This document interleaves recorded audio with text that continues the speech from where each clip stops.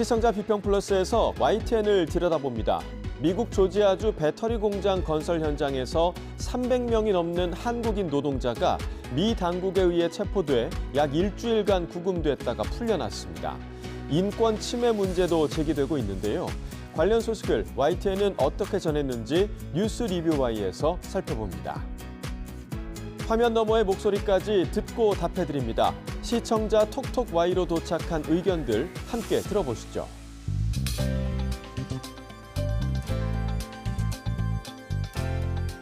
시청자 여러분 안녕하십니까? 나경철입니다. 불과 한두 주 전만 해도 무더위와 열대야가 기승을 부렸는데 요즘은 밤이면 제법 선선한 가을 느낌까지 듭니다. 낮과 밤의 기온차가 큰 이런 환절기에는 면역력이 쉽게 떨어지고 또 호흡기 질환이 급증한다고 합니다. 손 씻기와 실내 환기 같은 생활 습관들 철저히 지키는 것이 무엇보다 중요하겠습니다. 자, 그럼 이번 주 시청자 비평 플러스 뉴스 리뷰 Y로 시작합니다.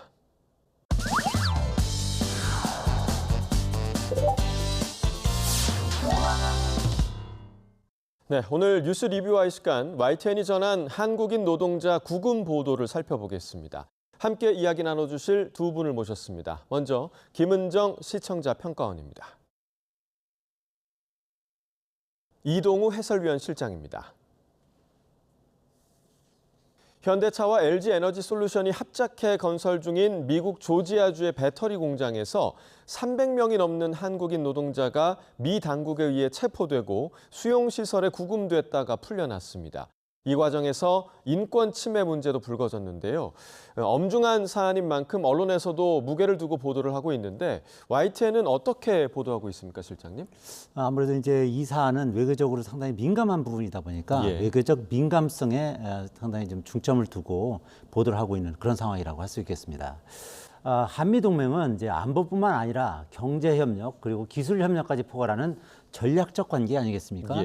그런 상황에서 이제 구금 사태가 관세 협상 교착과 맞물려서 발생한 만큼 보도는 양국 간의 외교적 긴장 고조를 더 이상 부추기지 않도록 균형 있게 다루도록 노력을 기했습니다.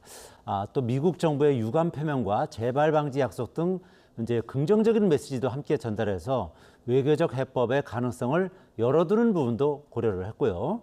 두 번째는 이제 노동자 인권과 법적 절차의 투명성에 초점을 맞추었습니다. 일부 노동자들이 수갑과 족쇄 등 쇠사슬에 묶여서 호송되는 장면은 국내에서 인권 침해 논란을 일으킨 거 아니겠습니까? 그렇죠. 이제 많은 사람들이 또 분노와 당혹감을 유발하기도 했었고요. 이런 상황에서 자칫 감정적으로 이제 흐르기 쉬운 그런 부분인데요. 이런 우려를 걷어내기 위해서 미국 이민 단속의 어떤 법적 근거와 절차 그리고 한국 정부의 영사 조력 및 귀국 지원 과정을 팩트에 기반해서 설명하는 데 방점을 두었습니다. 인권 문제를 제기하긴 하되 감정적인 어떤 보도보다는 제도 개선을 위한 건설적인 논의로 연결하는 것이 중요하다 이렇게 생각을 하고 있고요. 세 번째는 비자 제도의 구조적 문제와 제도 개선 필요성에 방점을 뒀습니다. 이번 사태는 일부 노동자들이 단기 방문 비자 등으로 입국을 해서 실제로는 노동을 수행한 것이 이제 문제가 된 것 아니겠습니까? 그런 만큼 한국 기업의 고용 관행과 미국의 어떤 비자 정책 간의 충돌을 짚고요. 또 대안이 되는 새로운 비자 신설 등 제도 개선 논의에 관심을 기울였다고 자부합니다. 단순히 불법 고용 프레임이 아닌 제도적인 공백과 정책적 충돌이라는 구조적인 문제로 접근을 했고요. 마지막으로 이제 한미 경제 협력의 지속 가능성에도 이제 무게를 뒀습니다. 이번 사태는 한미 관세 협상에도 악영향을 미쳤다는 이제 분석이 있는데요. 일련의 과정이 양국 간의 어떤 경제 협력에 어떤 함의를 갖고 있는지 집중 분석을 했고요. 또 향후 투자와 무역 기술 협력에 미칠 영향을 심층적으로 보도하기 위해 노력을 했습니다. 자, 네 가지를 정리를 해주셨습니다. 외교 균형, 인권과 절차, 제도 개선, 그리고 경제 협력 이 네 부분으로 보도 방향을 잡아가고 있다 이렇게 정리를 해주셨는데요. 시설에 구금된 지 8일 만에 돌아온 직원들, 그곳에서의 생활이 참담했다 이렇게 털어놨습니다. 자, 실장님이 말씀해 주신 보도 방향 가운데 노동자들의 인권과 절차에 해당되는 내용일 것 같은데 이 보도 내용 좀 어땠습니까? 예, 현지 시간 9월 4일 미국 이민세관 단속국과 국토안보수사국 등이 조지아주에 있는 현대차그룹과 LG 에너지솔루션의 합작 배터리 공장 건설 현장에서 대대적인 불법 체류자 단속을 벌였는데요. YTN은 우리 시간 9월 5일 저녁 사안이 발생한 직후부터 관련 소식을 전했습니다. 이후 9월 6일 오전에는 워싱턴에 나가 있는 홍상희 특파원을 연결해서 미국 국토안보수사국의 브리핑 내용을 토대로 상황을 확인했습니다. 이 특별수사관은 브리핑에서 어제 불법 고용 관행, 중대 연방 범죄 수사를 위해 불법 체류자 단속에 나섰고 모두 475명을 체포했다고 밝혔습니다. 300여 명의 한국인이 체포된 것으로 알려지고 있는데 정확한 수치를 밝히지는 않았는데요. How many were Korean nationals? The Korean media are reporting as many as 300. There was a majority of Korean nationals from the 475. 미 국토안보수사국은 체포된 사람들이 미국에 불법으로 체류하고 있거나 체류 자격을 위반해서 불법으로 일하고 있었다라고 설명을 했는데요. 이에 대한 외교부의 유감 표명과 주 애틀랜타 한국 총영사관의 대응 방안도 전하고 있습니다. 이어지는 보도에서는 기존의 정보에 새롭게 파악되는 정보를 더하고 또 해설해서 시청자들이 상황을 이해할 수 있도록 도왔습니다. 한꺼번에 불법 체류자를 500명 가까이 잡아들인 건 미국에서도 전례가 없는 일이었습니다. A multi-month criminal investigation where we have developed evidence, conducted interviews, gathered documents. 하지만 뉴욕타임스는 미국 내 투자를 요구하면서도 제대로 된 비자를 내주지 않는 미국 비자 제도에 책임이 있다는 현지 변호사 말을 전했습니다. 이런 가운데 내년 중간선거에 출마한 친트럼프 정치인은 현대차가 현지 채용 약속을 지키지 않아 자신이 불법 체류자 은닉을 제보했다며 이번 단속으로 기분이 좋다고 밝혔습니다. 이번 단속의 동기가 정치적 이유였을 가능성에 대해서도 생각을 확장할 수 있도록 돕는 보도였습니다.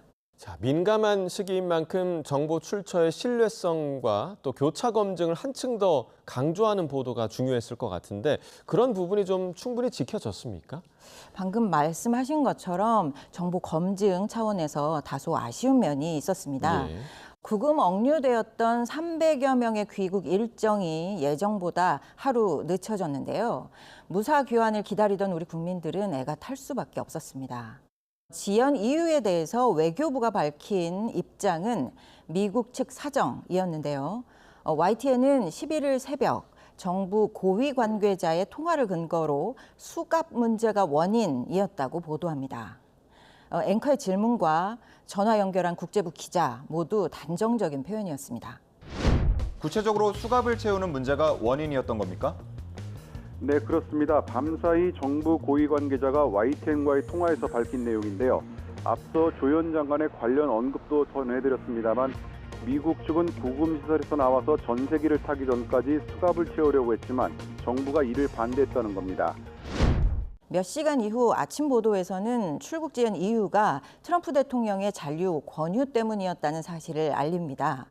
구금 한국인들의 석방이 연기된 이유가 당초 알려진 것과는 달리 트럼프 대통령이 숙련된 인력들이 한국으로 돌아가는 대신 미국에 계속 남으면 어떻겠냐 이렇게 권유했기 때문이라는 겁니다. 구금된 한국인들의 귀국이 하루 지연됐는데 이게 트럼프 대통령의 지시가 원인이었다고요? 그렇습니다. 외교부 당국자가 주미 대사관 브리핑에서 밝힌 내용입니다. 구금된 한국인의 귀국 절차가 늦어지게 된 건 도널드 트럼프 미국 대통령이 이들이 귀국하는 대신 미국에 계속 남을 것을 권했기 때문이라는 겁니다. 귀국 지연 이유가 수갑 문제 때문이라는 보도는 YTN뿐만 아니라 다수 언론에서도 있었고요. 밤사이 여론은 정부와 외교부의 협상력에 대한 논쟁으로 뜨거웠습니다. 이러한 논쟁과 여론 악화가 협상과 문제 해결에 도움이 되는 면은 없을 겁니다. 사실 이번 사안과 같은 이슈는 취재와 보도가 어렵고 또 까다롭습니다. 명확한 보도 기준이나 가이드라인이 확립되어 있지 않고요. 현장 취재 기자나 언론사 입장에서는 속보, 특종과 국익 우선, 또 안전 확보와 직업적 사명 이 사이에서 끊임없이 갈등하고 고민해야만 합니다. 보도를 접하면서 분석하는 입장에서도 판단이 어려운 부분이 있었는데요. 이번 사안은 사회적 재난 상황, 또 국가 간 위기 및 협상 상황으로 인식하고 접근하는 것이 바람직하다 이렇게 판단합니다. 그렇다면 정보 출처의 신뢰성 확보와 교차 검증이 최우선이어야 할 거고요. 여론을 자극할 수 있는 표현은 지양하고 또 국익 우선을 위해서 당국과의 보도, 협조도 필요할 겁니다. 위기 상황에서 커뮤니케이션 통로는 공식 루트 하나여야 한다는 것은 위기 관리의 기초이자 기본입니다. 우리 언론은 관행적으로 반복하는 보도 행태가 있는데요. 그중 하나가 정확한 정보 출처를 언급하지 않고 정부 관계자, 고위 관계자, 핵심 관계자 이렇게 지칭하는 광범위한 정보원을 인용하는 것입니다. 특히 재난 상황, 협상 상황에서는 극도로 자제해야 하는 보도 행태라고 판단합니다. 이 점에 대해서만큼은 내부적으로 다시 한번 성찰해 주시길 부탁드립니다. 자, 명확한 사실 확인이 필요하다는 점에서 현지 정세를 잘 아는 교민과의 대담도 있었는데 이 대담은 좀 어떻게 보셨습니까? 이번 단속과 구금은 전에 없이 큰 규모이기도 하고요. 또 사전 예고도 없이 갑자기 일어난 일이라서 우리 국민 입장에서는 그 배경과 맥락을 이해하고 또 해석하기가 어렵습니다. YTN에서는 미국 현지에 거주 중인 기업인과 교민을 인터뷰해서 현지 반응과 정치 사회적 배경에 대한 정보를 제공했습니다. 예, 어제 그 한국 정부에서 대통령실에서 발표를 하지 않았습니까? 그 교섭이 마무리되고 300명 전원이 무사히 돌아올 수 있게 됐다고 한 걸 보면 아마 마쿠 교섭이 있었던 것 같고요. 미국에서 가장 큰 투자 중에 하나를 이런 식으로 단속하는 것이 맞느냐, 무리하게 무슨 군사작전처럼 하는 것이 맞느냐 하는 부분에서 굉장히 많은 비판이 있었고요. 이민국 이 수사관들 무소불위였습니다. 누구도 건들지 못하고 그러는데 어떻게 이런 사건 난 지 꼭 엿새 만에 1차 이제 해결이 되는 걸로 가니까 굉장히 빨리 해결을 되는 거죠. 굉장히 제조업을 끌어들이기 위해서 공장을 짓는다고 외국 기업들을 갖고 오는데 그다음에 이 이민 정책은 한 군데인데 이게 잘 맞지가 않으니까 이러지도 저러지도 못한다라는 굉장히 나오면은 이 좀 조롱 섞인 여론들이 지금 확산되고 있는 거죠. 미국 현지 여론이 대개 이렇게 충돌하고 있는 트럼프의 정책을 비판하고 있다는 분위기도 전하고 있습니다. 자, 이후에 협상과 또 귀국 과정을 다룬 분석 보도, 해설 보도가 이어지기도 했는데 좀 어땠습니까? 예, 구금되었던 우리 국민의 이동이 시작되자 YTN은 특보 체제로 이 소식을 신속하게 전했습니다. 억류됐던 한국인 316명이 구금 일주일 만에 드디어 귀국길에 올랐습니다. 구금됐던 한국인 근로자들이 지금 안전하게 인천공항으로 돌아오고 있습니다. 탑승구를 통해서 이렇게 지금 공항 안쪽으로 들어오고 있습니다. 우리 국민들이 안전하게 귀국했다면 이번 사안에 대해서 면밀하게 분석하고 본격적으로 재발 방지를 위한 대책을 강구해야 할 텐데요. YTN에서는 대담을 편성해서 사안에 대한 깊이 있는 해설과 논의를 이어갔습니다. 굉장히 큰 문제입니다. 사실 이게 이제 구금이라고 하는 이제 신체 자유 구속이라는 문제가 있고 또 공장 가동에 큰 차질이 빚어지면서 중대한 손실이 발생하고 있고 관세 협상에 악영향을 미칠 수 있고 거기다 제일 큰 문제는 한미 동맹에 중대한 훼손이 발생하는 겁니다. 우리의 어려움을 설득하면서 우리의 입장을 도와줄 수 있는 국무부라든가 국방부라든가 의회의 협력 세력 이쪽과의 협력 관계를 더 강조하면서 트럼프 대통령의 지지를 얻어내는 것 이런 것들이 더 좋은 결과를 가져올 것입니다.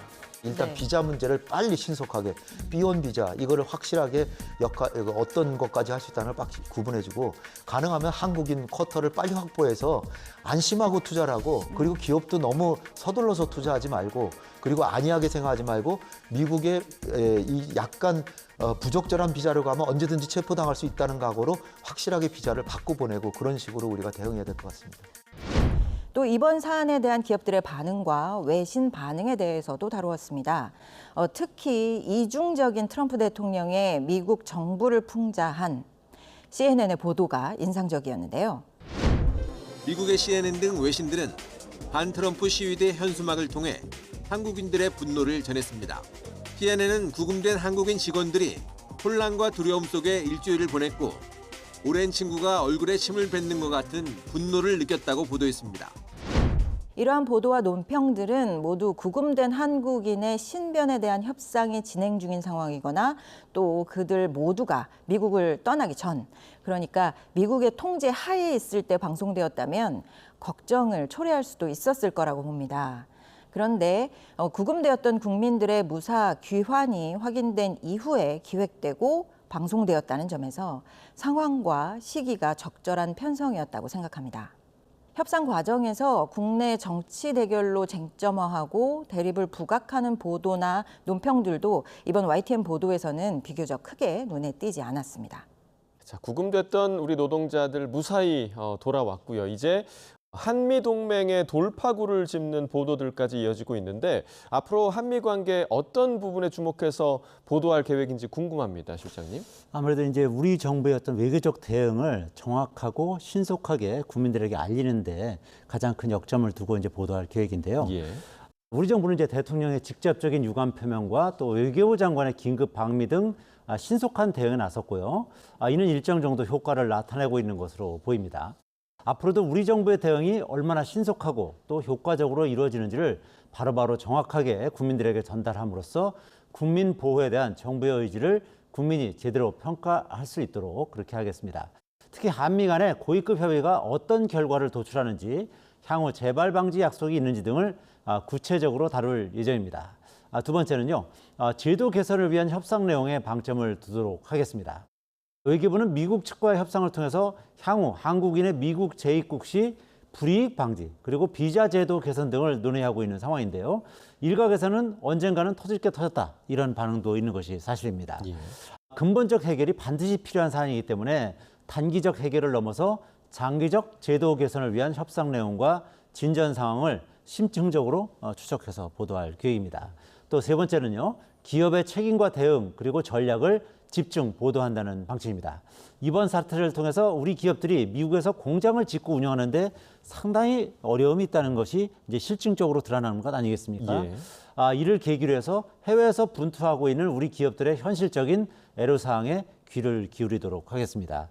또 기업들이 향후 미국에 진출할 때 어떤 비자 전략을 채택할지, 그리고 인력 운영 방식에는 어떤 변화가 있을지, 또 기업과 정부 간의 역할 분담이 어떻게 이루어져야 하는지도 중점적으로 취재를 해서 보도할 예정입니다. 네. 자, 지금 말씀 주신 것처럼 앞으로는 정부가 얼마나 신속하고 효과적으로 대응하는지 또 제도 개선 협상은 어떻게 진전되는지 차근차근 전해드리도록 하겠습니다. 아울러 우리 기업들이 어떤 대응 전략을 세우고 있는지도 함께 살펴보도록 하겠습니다.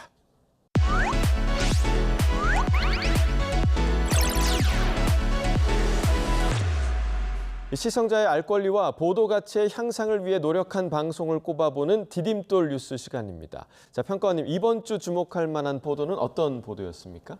예, 저는 이번 주 디딤돌 뉴스로는 조지아주 폭스턴 현장에서 보도를 이어간 신윤정 특파원의 보도를 꼽았습니다. 예. 9월 7일 보도에서는 YTN 특파원들이 한국인 300여 명이 구금된 미국 조지아주 폭스턴 이민세관 단속국의 수용시설 이 근처에서 실시간으로 현장 소식을 전해주었습니다. 신윤정 특파원은 9월 7일 오전부터 이 시설 일대에서 취재를 하다가 현지 경찰로부터 일대 접근 불가 통보를 받고 좀 떨어진 곳으로 나왔다고 전하고 있습니다. 사실 미국 현지 관계자들이 한국 기자들을 이런 상황에서 달가워할 리가 없고요. 또 전례 없는 상황에 취재 기자들도 기자들의 비자 문제 포함해서 염려되는 부분들이 참 많았을 건데요. 현장 취재는 어떻게 진행했을지 또 특별한 가이드라인이나 지침이 있었을지 궁금합니다. 네. 자, 어려운 상황에서 보도를 했는데요. 아직 조사와 협의가 진행 중이지만 이번 대규모 구금 사태, 단순한 현장 문제가 아니라 비자 제도와 투자 협상 등 구조적 과제를 드러낸 사건으로 평가되고 있습니다. 그만큼 파장도 크고 또 사회적 논의가 불가피한 상황인데요. 어려운 사안을 현장에서 직접 취재한 신윤정 특파원을 만나봅니다. 지금 바로 확인해 보시죠. 네, 카메라와 수첩 등 취재 장비를 본 구금시설 직원들이 기자들을 도로 밖으로 나가라 이렇게 제지를 했습니다. 그래도 취재를 위해서 접근을 하자 경찰과 보안관 등까지 불러서 개별적으로 기자들에게 한 번만 더 이렇게 구역 안으로 들어오면 당신도 구금될 수 있다 이렇게 경고를 하게 됐고요. 또 일부 한국 특파원들의 경우에는 구두 경고에 그치지 않고 문서화된 경고를 받은 경우도 있는 것으로 전해들었습니다. 결국 왕복 2차선 도로를 넘어 도로변에 마이크를 설치하고 방송에 참여했는데 빠르게 달리는 차량들과 불과 1m 정도 거리에서 방송을 할 수밖에 없을 정도로 상당히 위험했고 또 인터넷과 통신 등 환경도 매우 열악했습니다. 이번에 직원들이 구금됐던 현대차 LG에너지 솔루션 공장의 가동 상황이나 아직 구금소에 남아있는 한국인 직원의 상황 그리고 한국으로 돌아간 직원 가운데서도 미국 재입국 등의 불이익이 없는지 등도 계속 체크할 예정입니다. 네, 그럼 오늘 뉴스 리뷰와의 마무리해 보겠습니다. 두 분 오늘 말씀 잘 들었습니다. 고맙습니다.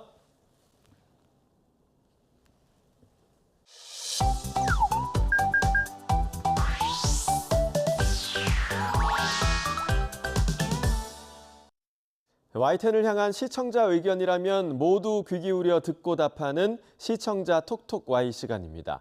오늘 주목한 시청자 의견을 AI 앵커 Y고가 소개해드립니다. 지금 바로 만나보시죠. 안녕하세요. AI 앵커 Y고입니다. 오늘의 첫 번째 주제는 테러 협박 대책에 대한 시청자 의견을 들어봤습니다. 자세한 내용 보도 먼저 확인해 보겠습니다.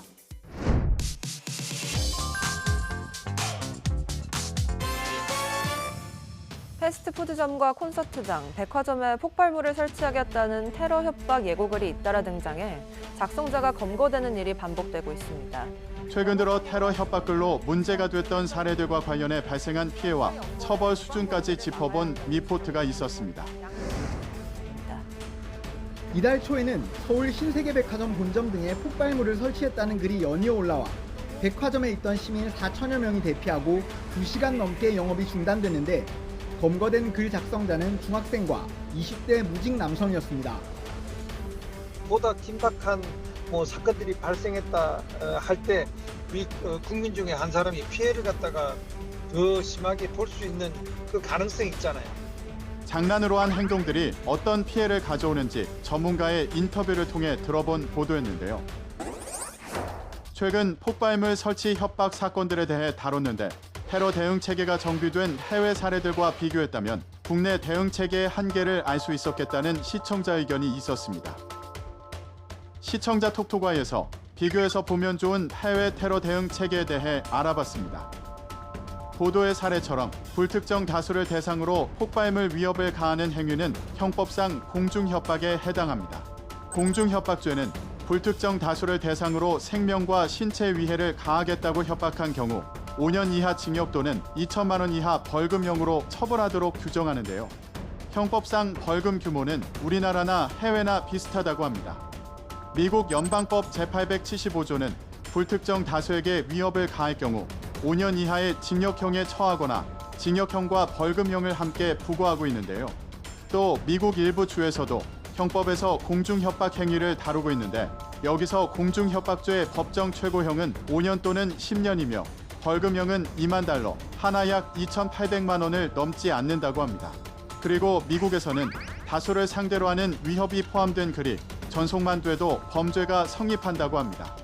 대부분의 해외는 형법상 처벌과 별개로 폭발물 설치 위협에 대한 배상 요구가 활발하다고 하는데요.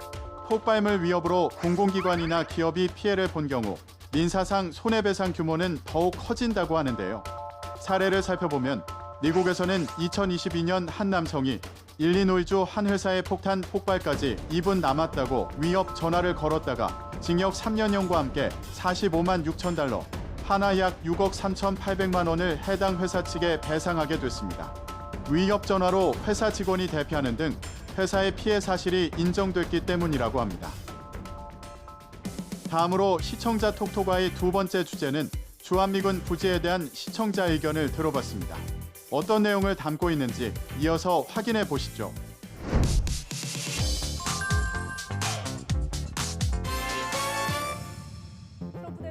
얼마 전 진행된 한미 정상회담에서 트럼프 대통령이 주장한 내용에 대해 자세히 살펴본 보도가 있었습니다.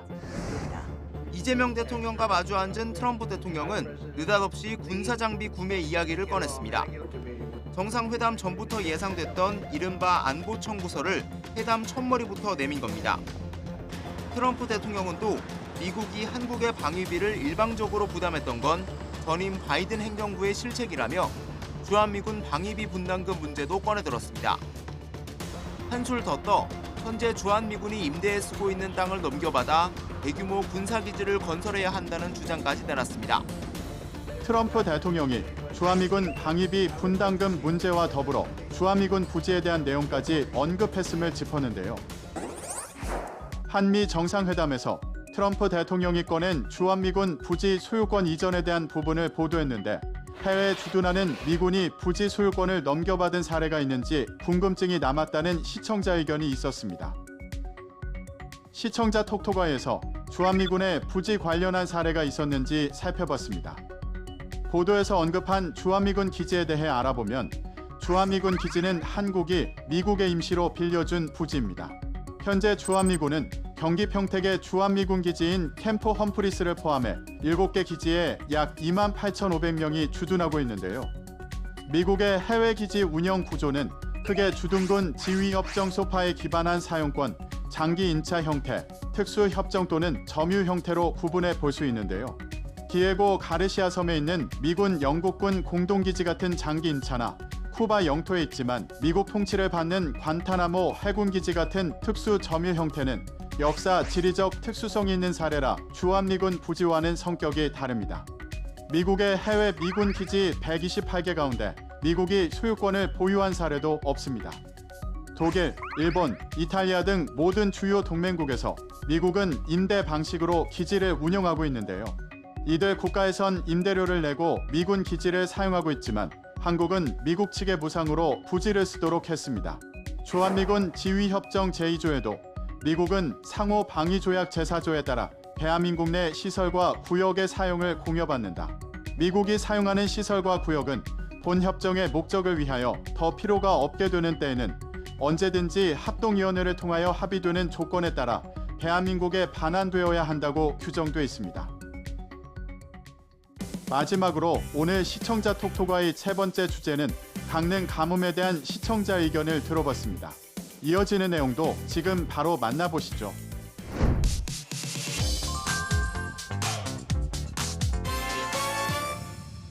강원도 강릉 지역의 가뭄 상황이 좀처럼 나아지지 않고 있습니다. 강릉이 최악의 가뭄을 겪으며 오봉저수지 저수율이 계속해서 떨어지고 있음을 실시간으로 전한 보도가 있었습니다. 잠시 제 뒤를 좀 보여드리겠습니다. 124m라고 적힌 이 표시 보일 겁니다. 최고 수위 표시를 해둔 건데요. 지금 이렇게 바닥까지 모두 드러났습니다. 잠시 이번에는 물이 좀 남아있는 곳을 좀 보여드리겠습니다. 눈으로 보기에도 이렇게 수위가 굉장히 떨어져 있다는 것을 직접 확인할 수 있습니다. 오봉저수지를 직접적으로 보여주며 현재 상황이 얼마나 심각한지 와닿을 수 있게 한 보도였는데요. 강릉 오봉저수지의 저수율이 역대 최저치로 떨어지며 극심한 가뭄을 겪고 있는 상황을 전했는데 이런 문제가 왜 비롯됐는지와 대책 방안에 대해 다뤘다면 보도 신층성을 높였겠다는 시청자 의견이 있었습니다. 자세한 내용을 보충하기 위해 시청자 톡톡아에서 강릉 가뭄의 원인과 대책 방안에 대해 알아봅니다. 기상청에 따르면 최근 3개월 동안 강원도 영동 지역의 강수량은 평년 대비 41.5%에 불과하다고 합니다. 지난달 18일 기준으로 3개월 동안 241.3mm의 비가 내려 30년 평균값인 580.5mm에 크게 못 미쳤는데요. 중부지방에서는 장마 전선이 형성돼 수도권과 강원 영서지방에는 폭우 피해가 날 정도로 많은 비가 내렸지만 태백 산맥 너머에는 영향을 주지 못했다는 것인데요. 오히려 산맥을 넘어가면서 공기가 더 건조해지기도 했습니다. 올해 한반도에 영향을 준 태풍이 단 한 개도 없다는 것도 영동 지역 가뭄의 원인이 되고 있는데요. 가뭄 해결을 위해 강릉시는 물그릇을 키우기 위한 다양한 단기 중장기적 대책들을 추진하고 있다고 합니다. 단기적으로 남대천 대형관정 개발을 통해 하루 5,000톤의 생활용 수를 확보할 계획인데요. 중장기적으로는 연곡에서 홍제간 송수관로 복선화 사업을 추진해 관로를 개설하고 공공하수처리수 재이용 사업으로 하루 6만 톤의 물을 농업용수로 활용하고 남대천 지하수 저류댐 설치 사업으로 하루 15,000톤의 생활용수를 안정적으로 확보한다는 방침이라고 합니다. YTN 방송의 부족 한 부분을 채우는 시청자 톡 토과의 시간. 다음 주도 다양한 시청자 의견과 함께 돌아오겠습니다.